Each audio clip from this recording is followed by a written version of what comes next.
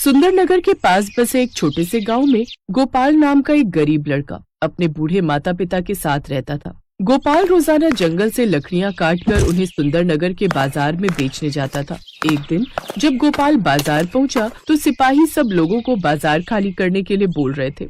भैया क्या हुआ है? ये इतना शोर कैसा? और ये इतने सारे सिपाही आज बाजार में क्यों घूम रहे हैं? कुछ हुआ है क्या? अरे सुनने में आ रहा है नगर की राजकुमारी सुनैना भ्रमण पर निकली हैं, इसीलिए नगर की सड़कों को खाली किया जा रहा है। तुम भी यहाँ से हट जाओ वरना सिपाही गुस्से में न जाने क्या कर बैठे, कहीं तुम्हें कोई दंड न दे दे। अरे तो क्या हुआ? अगर नगर की राजकुमारी निकली है, हम भी तो नगर के नागरिक हैं, हमें भी तो रास्तों पर चलने का पूरा अधिकार है। मैं तो यहाँ से बिल्कुल नहीं हटने वाला। जिसको जो करना है कर ले। मैं तो अपने काम पर निकला हूँ। लकड़ियाँ बेचकर समय पर घर पहुँचना होता है। अगर समय पर घर नहीं पहुँचा तो माँ चूल्हा नहीं जला पाएगी।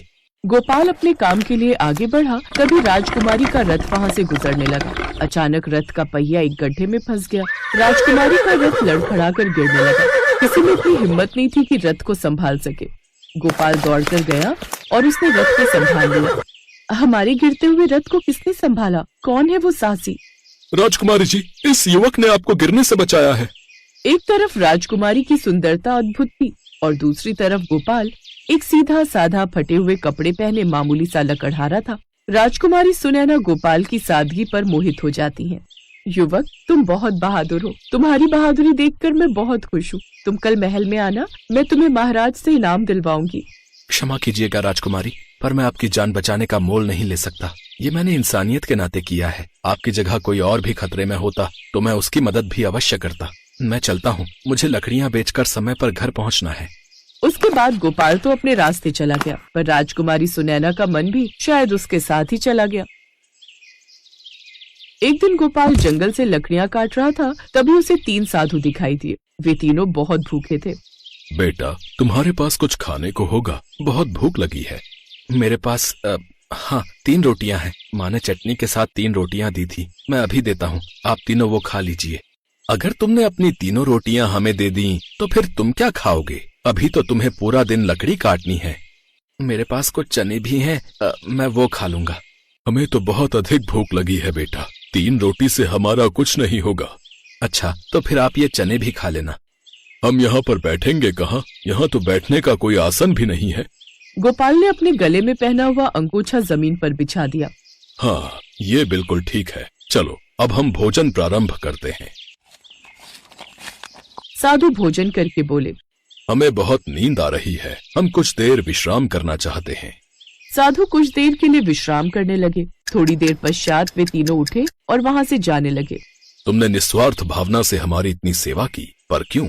इससे तुम्हें क्या लाभ होगा? माँ बापू कहते हैं साधु सज्जनों की सेवा करने से मन को आनंद की प्राप्ति होती है। आज आप तीनों की सेवा करके मुझे सचमुच बहुत आनंद की प्राप्ति हुई।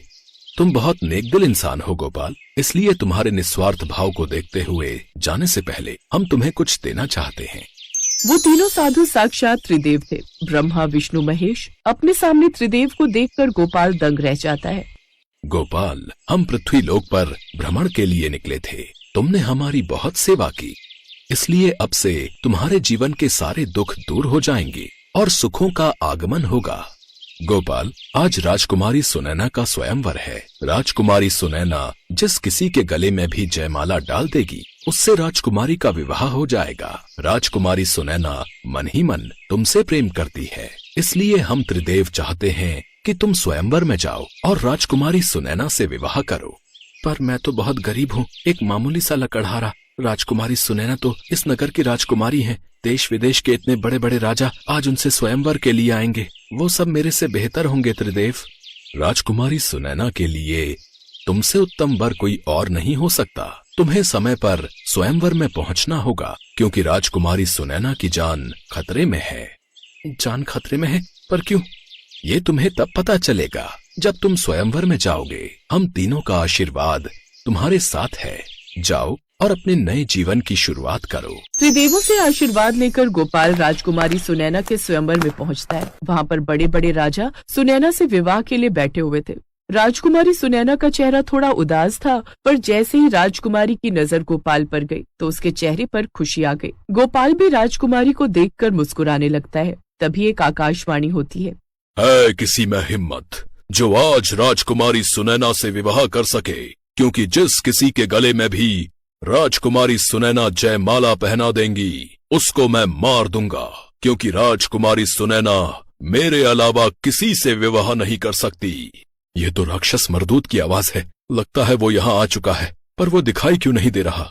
मैं यही हूँ महाराज, मैं आपकी पुत्री से विवाह करने आया हूँ, पर मैं यहाँ बैठे सभी राजाओं को भी एक मौका देना चाहता हूँ अपने साहस का परिचय देने का। देखता हूँ कौन सामने खड़ी मौत से लड़ना चाहता है और कौन यहाँ से अपनी जान बचाकर चुपचाप चला जाता है। महाराज, ये सभी राजा अपने सिंहासन से उठकर महल से बाहर क्यों जा रहे हैं? लगता है ये सब राक्षस से लड़ने की हिम्मत नहीं रखते। कौन हमारी बेटी से विवाह करेगा? हमारी बेटी किसके गले में जयमाला पहनाएगी? राक्षस मरदूत हमारी बेटी से विवाह करके उसे ले जाएगा। राजकुमारी सुनैना, यदि आपको आपत्ति ना हो तो मैं आपसे विवाह करना चाहता हूँ। मैं जानती थी गोपाल, और मैं ऐसा ही चाहती थी। मैं तुमसे बहुत प्रेम करती हूँ। मुझे अपने साथ ले जाओ गोपाल, वरना ये राक्षस मुझे अपने साथ ले जाएगा। राजकुमारी सुनैना गोपाल के गले में जयमाला पहना देती है। जयमाला पहनते ही गोपाल की वेशभूषा बदल जाती है और वो एक सुंदर राजकुमार में बदल जाता है। ये सब त्रिदेव का ही चमत्कार था। राजकुमारी सुनैना की खुशी का ठिकाना नहीं था। राजा रानी की आंखों में भी खुशी की लहर आ जाती है। तभी राक्षस मरदूत प्रकट होता है। अब गोपाल और राक्षस में लड़ाई होती है। तीनों त्रिदेव गोपाल को अपनी अपनी शक्तियाँ देते हैं, जिससे गोपाल कुछ ही पलों में राक्षस का वध कर देता है। गोपाल, इस दिन की मुझे बहुत प्रतीक्षा थी। सुनैना, हमें तुम्हारी पसंद पर गर्व है। तुम्हें गोपाल से अच्छा वर नहीं मिल सकता। गोपाल ने आज तुम्हारी जान बचाई है बेटी, और हम जानते हैं ये हमेशा तुम्हारा साथ निभाएगा। राजकुमारी सुनैना, आज जो भी कुछ हुआ है सब त्रिदेवों की कृपा से ही हुआ है। उन्होंने ही मुझे आपसे मिलाया है। त्रिदेव उन्हें आशीर्वाद देकर अंतर्ध्यान हो जाते हैं। गोपाल को उसकी अच्छाइयों का फल मिल गया। अब उसके जीवन में सब कुछ था। त्रिदेवों की कृपा से उसका जीवन खुशियों से भर गया। उस दिन के बाद गोपाल अपनी पत्नी राजकुमारी सुनैना और अपने माता पिता के साथ खुशी खुशी जीवन बिताने लगा।